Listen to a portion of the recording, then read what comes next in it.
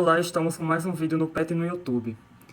Nesse vídeo, eu irei resolver uma questão do Enem 2023, que essa questão é uma questão envolvendo reações orgânicas. A questão diz o seguinte: lentes fotocrômicas escurecem em ambientes externos com alta incidência de luz ultravioleta, conforme ilustrado nessa imagem. Uma vez na sombra, as lentes se tornam claras novamente. Ou seja, são aqueles óculos que, em ambiente interno, em ambiente que não tem a luz do sol, a lente deles vai ficar transparente. E quando a pessoa ela vai para um ambiente que tem um ambiente externo, onde vai ter contato com a luz do sol, isso de dia, a lente vai escurecer. E nisso a pessoa pode ter num óculos só, um óculos de grau e um óculos escuro. Em lentes fotocrômicas e plásticos são utilizados corantes orgânicos pertencentes à família dos indenonaftopiranos. Quando o corante fotocrômico, que é mostrado na imagem, ele é a estrutura 1, é exposto a alta incidência de radiação ultravioleta, uma ligação química é quebrada. A molécula então se rearranja, transformando-se em uma espécie que absorve radiação de comprimento de onda maior, que é mostrado na estrutura 2, fazendo com que a lente escureça. Ou seja, no caso do óculos, quando temos a lente transparente, o corante está com a estrutura 1. E quando a lente escurece em contato com a radiação ultravioleta, ele vai ficar com a estrutura 2. Então, a pergunta é: o escurecimento desse tipo de lente ocorre porque as moléculas do indenonaftopirano polimerizam, alternativa A, pela alta incidência de radicais, B, tautomerizam pela reação no grupo enol, C, polarizam a luz pela alta energia da luz ultravioleta absorvida, D, oxidam pela conversão do grupo éter em uma carbonila, e E, dispersam a luz pela ampliação do tamanho da molécula.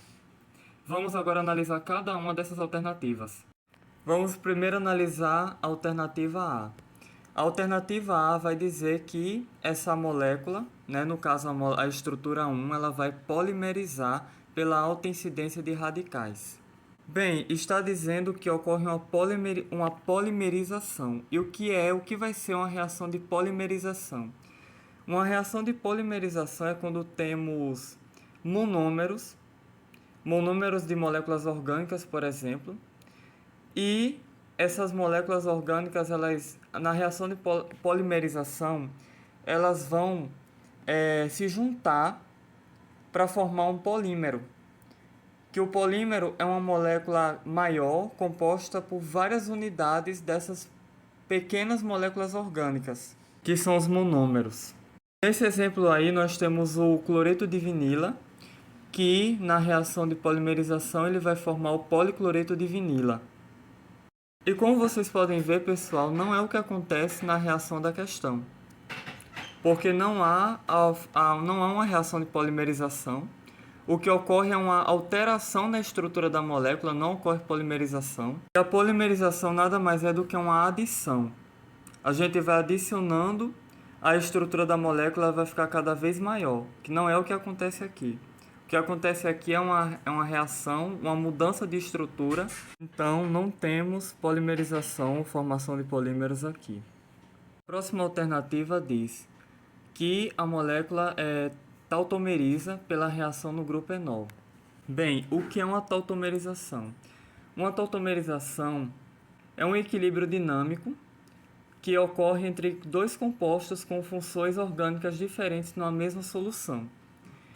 Temos aqui dois exemplos de tautomerização, a cetoenólica e a aldenólica.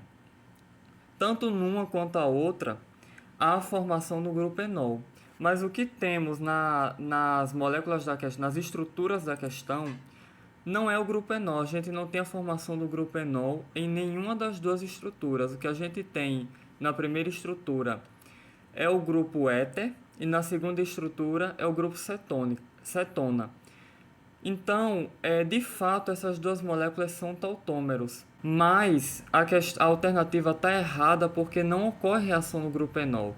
A reação ela ocorre no grupo éter, que é convertido para o grupo cetona. Como vocês podem ver, na estrutura das duas moléculas não há formação do grupo enol.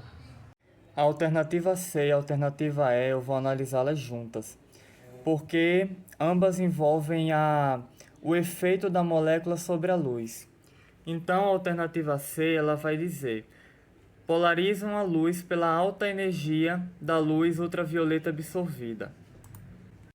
Bem, a polarização da luz ocorre quando a luz natural, que antes se propagava em todos os planos, passa a se propagar em um único plano. Efeito esse produzido ou por polarímetros, que são dispositivos que vão provocar essa polarização da luz, ou então por substâncias polarizadoras. O que são substâncias polarizadoras? Bem, eu não sei se vocês já viram estereoquímica, mas substâncias polarizadoras são aquelas que apresentam isomeria óptica. Isto é, seus isômeros são a imagem especular um do outro.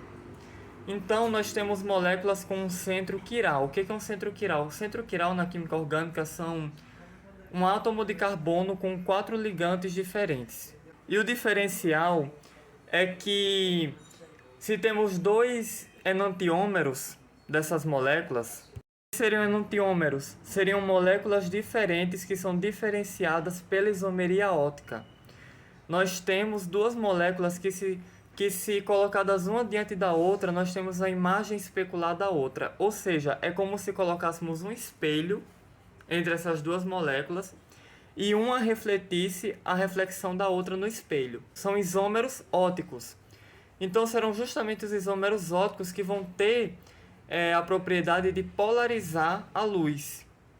Quando vamos para a questão, nós não temos isômeros ópticos aí. Tampouco nós temos em algumas dessas 2 estruturas carbonos quirais, que são aqueles carbonos que vão apresentar 4 ligantes diferentes. Nós não vemos isso em nenhuma dessas 2 estruturas. Então, a alternativa C, a gente já descarta ela. Não há polarização porque não há isomeria óptica. A alternativa E, ela vai dizer: dispersam a luz pela ampliação do tamanho da molécula. O que seria dispersão da luz? Dispersão da luz nada mais é do que o que acontece naquele famoso experimento de Newton, em que ele pega uma prisma, a luz branca ela vai passar por essa prisma e ela vai ser decomposta nas cores que vão compor a luz branca. Isso é dispersão da luz. Porém, o que a questão diz é que ocorre a absorção de luz ultravioleta, não dispersão. A absorção, a gente vê o que acontece numa superfície preta, de cor preta, como moléculas que vão tornar a lente escura. A cor preta, a gente aprende na física que estuda as ondas, as luzes e tal, que a cor preta, enquanto a luz branca ela reflete todas as cores, a cor preta ela absorve todas as cores. A questão diz que a molécula se rearranja, transformando-se em uma espécie que absorve radiação de comprimento maior. Então, o que temos aqui na questão é uma absorção, não é uma dispersão. Então, por isso a gente já elimina essa alternativa. Então, nós chegamos à conclusão de que a alternativa correta para essa questão é a letra D, que diz: oxidam pela conversão do grupo éter em uma carbonila.